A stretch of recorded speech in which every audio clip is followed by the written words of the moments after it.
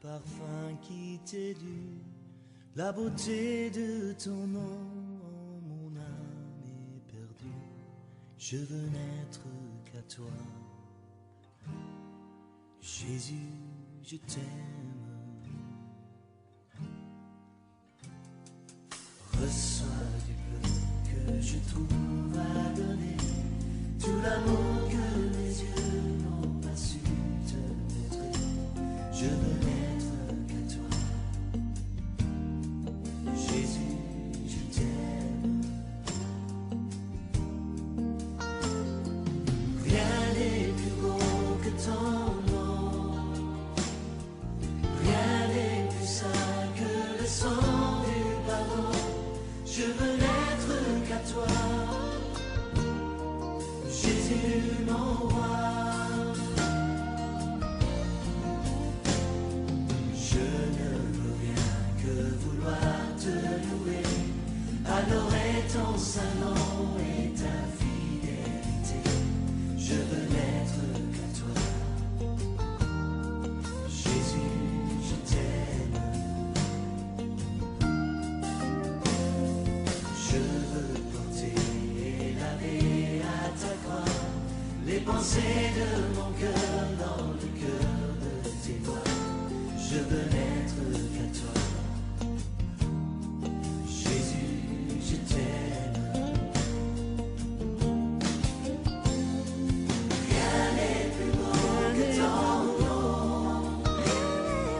Rien n'est plus saint que le sang du pardon. Je veux n'être qu'à toi. Jésus, mon roi.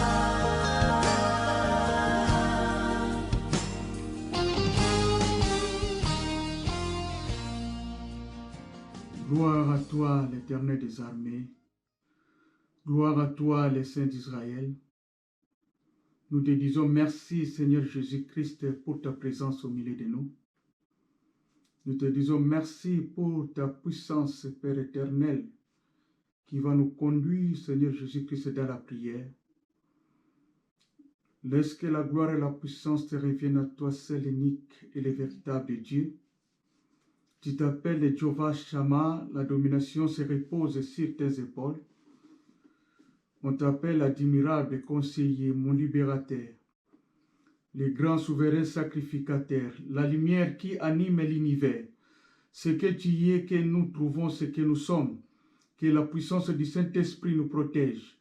Nous plaidons ton sang pour nous sécuriser. Que ton sang crie à notre faveur.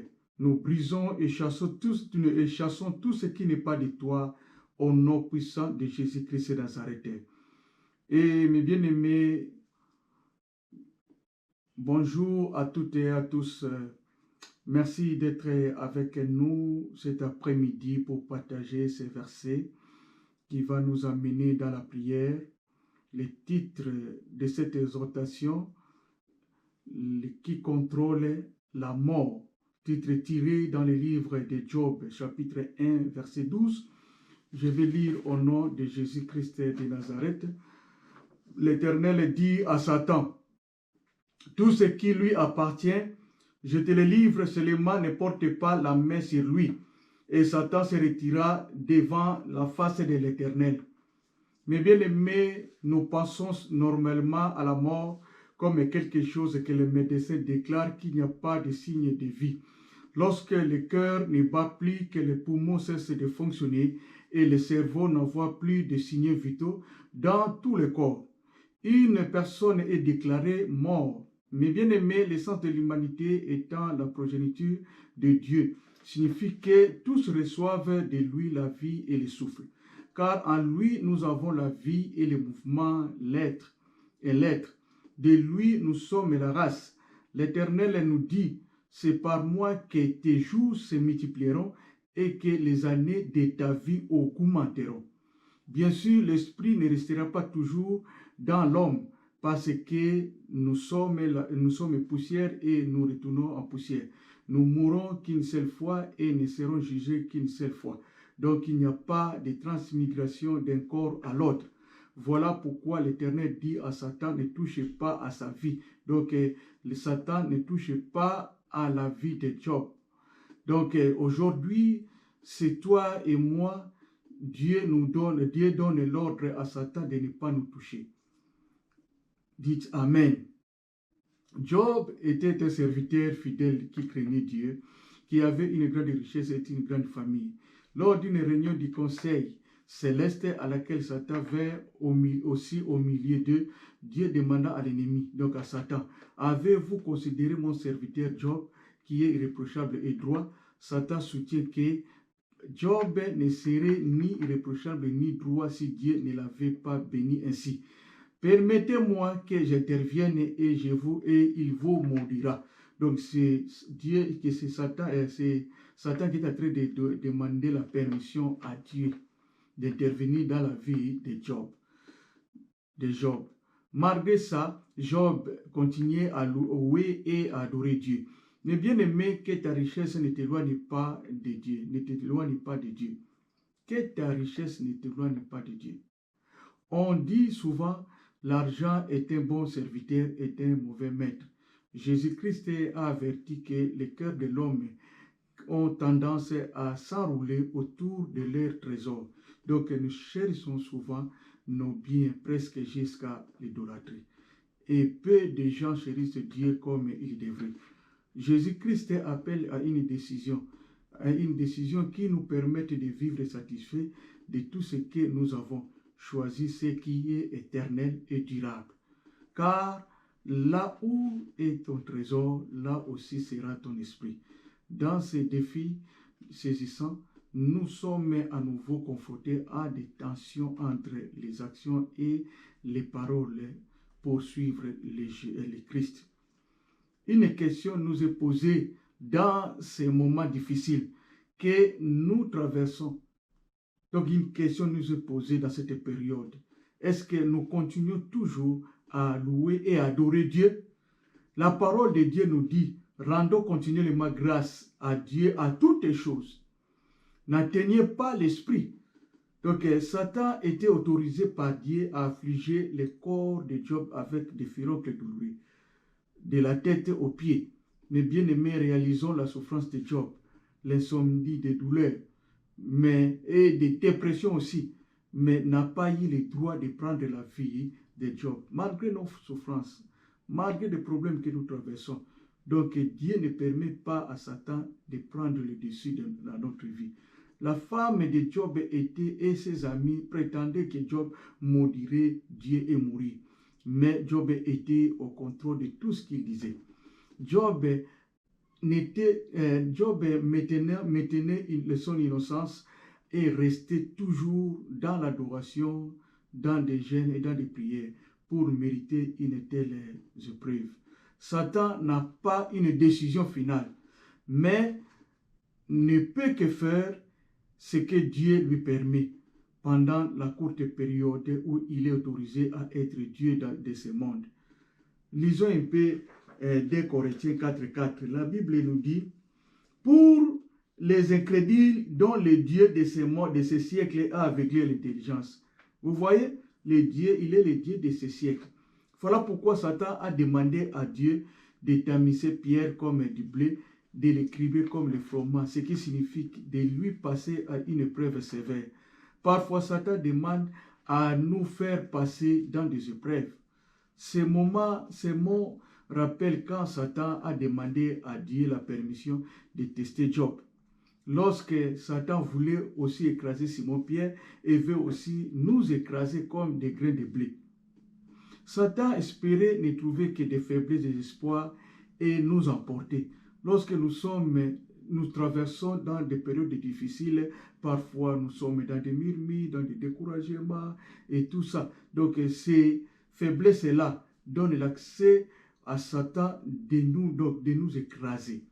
Mais Jésus nous rassure que même si notre foi faiblirait, il ne serait pas détruite. Mais bien aimé, il faut avoir la foi en Dieu. Cela nous donne la grâce d'être connectés avec le roi des rois. Dieu savait que Pierre échouerait dans de telles épreuves, car sa parole nous dit dans Jean 15, 5 et 6, je vais lire ça plus rapidement. Les Juifs, je suis le cep vous êtes les sarments. Celui qui demeure en moi et en qui je demeure porte beaucoup de fruits. Car sans moi, vous ne pouvez rien faire. Si quelqu'un ne demeure pas en moi, il est jeté dehors, comme les sarments, et il sèche, puis on ramasse les sarments, on les jette au feu, et ils brûlent. Pourtant, Jésus était confiant. Ayant fait face à cette épreuve, Pierre serait en mesure de fortifier ses frères dans des témoignages, dans des enseignements, dans l'intercession, dans la prière. Parce que Ésaïe 8 et 20 nous dit, à la loi et au témoignage. Si l'on ne parle pas ainsi, il n'y aura point d'aurore pour le peuple. Donc, les témoignages amènent la lumière dans nos vies. Dans la lumière, dans la vie de nos bien-aimés. La lumière dans la vie de ceux qui craignent Dieu. Dépouillons-nous donc des œuvres des ténèbres. Cacher un témoignage, cela amène à une obscurité spirituelle. Lorsque nous témoignons, évitons souvent des ajoutes. À travers les Écritures que Jésus témoigne, donc à partir de ce que nous lisons, Jésus est en train de témoigner ce qu'il est. Lorsque nous sommes tentés, il nous montrera un moyen de s'en sortir. Comment? Toujours en invoquant l'Éternel dans Jérémie 33, 3. Invoque-moi, je te répondrai, je t'annoncerai des grandes choses, des choses cachées, des choses que toi tu ne connais pas. Donc à partir de là, Dieu nous montre des techniques et des tactiques, comment est-ce que nous pouvons s'en sortir dans nos combats, pour que nous puissions la supporter. La tentation n'est pas un péché. Le péché vient dans la personne, quand la personne cède à la tentation. Les enfants de Dieu ne doivent pas être choqués ou découragés, ni penser qu'ils sont seuls dans leur lacunes ou dans leur combat. Au lieu de cela, ils devraient réaliser leur faiblesse et se tourner vers Dieu pour résister à la tentation. La tentation persistante apporte de grandes récompenses, comme Jacques 1, 12 nous dit. Je vais lire ça plus rapidement aussi. Heureux l'homme qui supporte patiemment la tentation, car après avoir été éprouvé, il recevra la couronne de vie que le Seigneur a promise à ceux qui l'aiment. La Bible nous dit heureux ceux qui supportent la tentation. Donc la tentation est très importante dans la vie, dans nos vies. Parce que c'est à partir de là que Dieu nous élève. C'est à partir de là que Dieu nous couronne. Vous vous rappelez dans l'histoire de Joseph devant la femme de Potiphar. Comment est-ce que Dieu a élevé Joseph dans le pays d'Égypte comme premier ministre. Dieu ne laisse pas son peuple au caprice de Satan. Dieu n'est pas un spectateur dans nos combats. Il ne laisse pas ses enfants seuls face aux tentations que Satan peut leur promouvoir, donc nous promouvoir. Au lieu de cela, Dieu est fidèle, il ne supprimera pas toujours la tentation, car l'affronter et rester fort peut être une expérience grandissante. Dieu nous assiste dans nos combats. Il est pour la ville là où nous restons, dit l'Éternel, une muraille de feu tout autour, et aucun adversaire ne sera autorisé à nous toucher. L'Éternel sera pour nous une gloire et une lumière éternelle. Quand toutes nos situations difficiles, dans toutes nos situations difficiles, nous n'avons pas été sans secours. Donc, dans toutes nos situations difficiles, Dieu est toujours au milieu de nous. Et l'ange qui est devant sa face nous sauve. Comme la Bible nous dit, comme dans la prière de David, que les anges éternels, quand pour tout celui qui les craint, ils rachètent notre danger. Dieu lui-même nous a rachetés dans son amour et dans sa miséricorde. Et il soutient constamment ses enfants. L'Éternel est un refuge, puisque Dieu est tout-puissant. Il a évidemment la capacité de mettre fin à la vie humaine. Et il a aussi le pouvoir de prolonger la vie. Il a prolongé les temps d'Ézéchias de 15 ans. Il peut quand même aussi nous prolonger nos vies de 15 à 20 à 30. Tout dépend de ta prière et de ta foi. Il restaure la vie comme il a fait en ressuscitant Jésus-Christ, en ressuscitant Lazare, Élisée sur les femmes de distinction, Jésus en touchant le cercueil du fils unique de sa mère qui était veuve.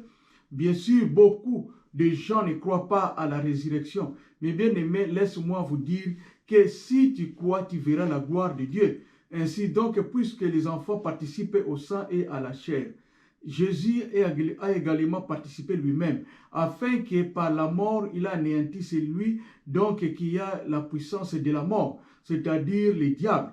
La mort est la peur commune à la dernière expérience de tous les êtres humains. Et Christ ne peut mourir qu'en tant qu'être humain fait de la chair et du sang. Pour vaincre la mort, pour nous, le Christ devait mourir. Ce n'est qu'en mourant qu'il pourrait briser le pouvoir du diable, qui avait le pouvoir de la mort. Sa mort et son retour à la vie ont montré que la mort avait été vaincue. Car nous savons que depuis que Christ est ressuscité, il ne peut plus mourir. La mort n'a pris la maîtrise sur lui. C'est-à-dire, parmi les enfants de Dieu, personne ne peut tomber à terre sans son consentement. Bien que Satan ait toujours un pouvoir sur le monde, il est mortellement blessé. Alléluia, mes bien-aimés.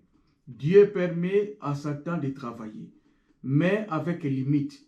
Sur ce, ne donnons pas accès au diable. Nous qui connaissons la vérité, revêtons-nous de toutes les armes de Dieu, afin de pouvoir tenir ferme contre les ruses du diable. Soumettons-nous donc à Dieu. Résistons au diable, il fuira loin de nous. Soyons sobres, veillons. Notre adversaire, le diable, rôde autour de nous comme un lion rugissant, cherchant qui dévorera. Mais bien aimé, notre Dieu est digne de recevoir la louange, la gloire et l'honneur, la puissance, car il a créé toutes les choses et c'est par lui et c'est par sa volonté qu'elles existent et qu'elles ont été créées.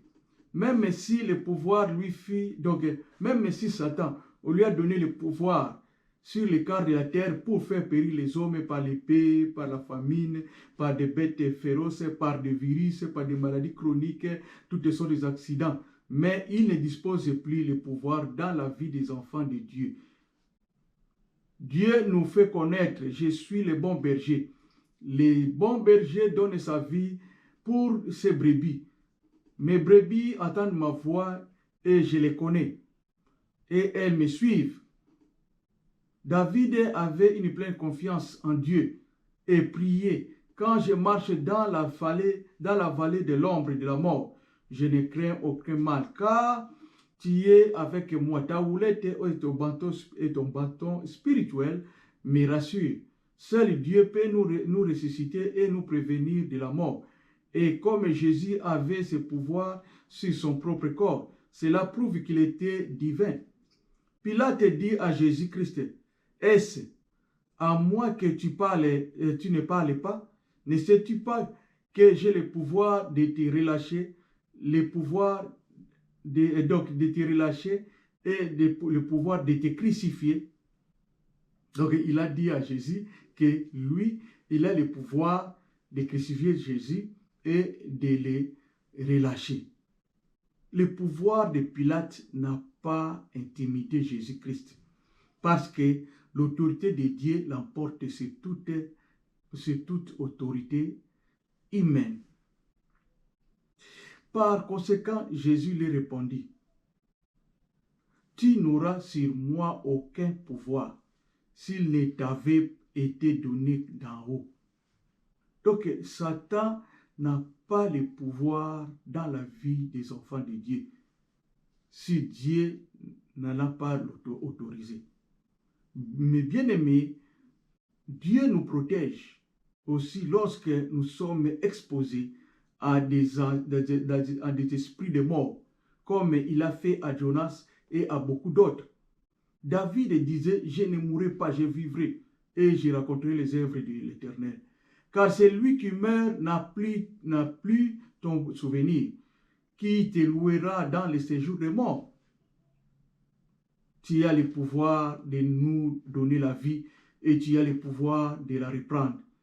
Il y a un seul Dieu et Père de tous. Et tout étant que seul Dieu, lui seul mérite notre adoration et louange, qui est au-dessus de tous. Il est le Créateur. Toutes les personnes ont été faites à son image et parmi tous et en tous, le Dieu souverain contrôle complètement sa création. Croyons au Seigneur Jésus-Christ et nous serions sauvés. Mes bien-aimés, nous avons été crucifiés avec Christ. Et si nous vivons maintenant dans la chair, nous vivons dans la foi au Fils de Dieu, qui nous a aimés et qui s'est livré lui-même pour nous. Nous ne rejetons pas la grâce de Dieu, car si la justice s'obtient par la loi, Christ est donc mort en vain. Que Dieu bénisse sa parole. Amen.